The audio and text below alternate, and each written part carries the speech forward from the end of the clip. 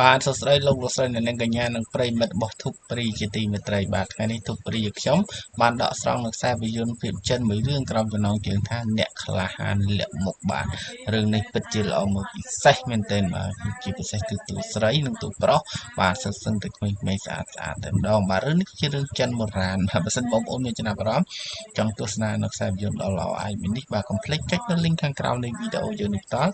តឬបងប្អូនអាចចូលទៅកាន់ website របស់ធុបព្រីក៏បានដែរហើយចូលទៅកាន់ website របស់ធុបព្រីបាទបងប្អូនគ្រាន់តែបើកទៅលើ browser នៅក្នុងទូរស័ព្ទដៃឬកុំព្យូទ័ររបស់បងប្អូនហើយយើង search ពាក្យថាធុបព្រី .net អូខេចាប់ដើមអរគុណបាទអូខេឥឡូវនេះបងប្អូនចូលមកដល់ Google ហើយចាប់ដើម search តែម្ដង TUBEFOREE.NET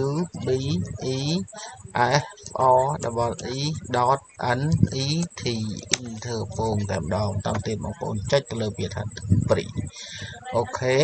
បាទឥឡូវនេះចូលមកដល់ home page របស់ធុបព្រីហើយបងប្អូនឃើញថាមានខ្សែភាពយន្តជាច្រើនចម្រុះតែម្ដងបាទមិនថាថៃខ្មែរចិនកូរ៉េបាទមានសពសារពើតែម្ដងថ្ងៃនេះបងប្អូនចង់ទស្សនានៅខ្សែភាពយន្តណាមួយអាចចុចលើរូបភាពនិងចំណងជើងបានអូខេឥឡូវនេះបងប្អូនចុចទៅលើបាទ menu Chinese តែម្ដងដើម្បីបាទយើងទស្សនានៅខ្សែភាពយន្តភាគចិនបាទនេះអ្នកក្លាហានលាក់មុខបាទ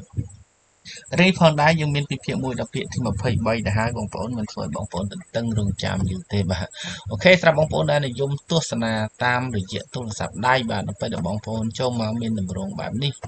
បាទនេះមិនពិបាកទេបងប្អូនចុចលើ menu tray 3ដងខាងស្ដាំដៃហើយ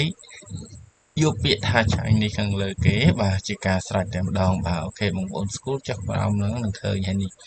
បាទអ្នកក្លាហានលាក់មុខបាទចុចទៅលើវាពងជាការស្រេចបាទអរគុណមែនទែនបាទបើសិនជាបងប្អូនចូលមកហើយមិនឃើញរឿងយើងនៅទំព័រទី1ទេបងប្អូនក៏អាច search បានផងដែរបាទជាមួយនឹងធុបព្រីយើងខ្ញុំបងប្អូនអាចចុចទៅលើប្រអប់ search ខាងលើវាពាក្យថាអ្នកក្លាហានលាក់មុខបងប្អូនវាពាក្យថាលាក់មុខបានហើយបាច់វាពេញទេបាទបាទសំទោសលាក់បាទមួស្អុដល់ខមុខបាទអូខេsearch ជាភាសាខ្មែរក៏បានភាសាអង់គ្លេសក៏បាន easy មែនទេបាទហើយជាមួយបងប្អូនដែលប្រើប្រាស់តាមកុំព្យូទ័រក៏អាច search បានផងដែរដែលចុចលើប្រអប់ search ខាងលើវាពាក្យថាលាក់មុខលួស្អាដល់កបន្តក់មួស្អុដល់ខ Interphone បាទវានឹងចេញជាការស្រេចបាទអរគុណមែនទែនសម្រាប់បងប្អូនដែលតែងតែគាំទ្រព្រីយើងខ្ញុំបាទកុំភ្លេចជួយចុចជ្រុង Telegram យើងខ្ញុំមួយផងដើម្បីទទួលអនឡាញយើងថ្មីមុនគេអស់នឹងសៀតាមបណ្ដាញសង្គមនានាផងដែរបើសិនបងប្អូនមានចង្អល់មានសមូលពោផ្សេងអាច comment ខាងក្រោមវីដេអូក្នុង YouTube នេះតបបានអរគុណច្រើនជម្រាបលា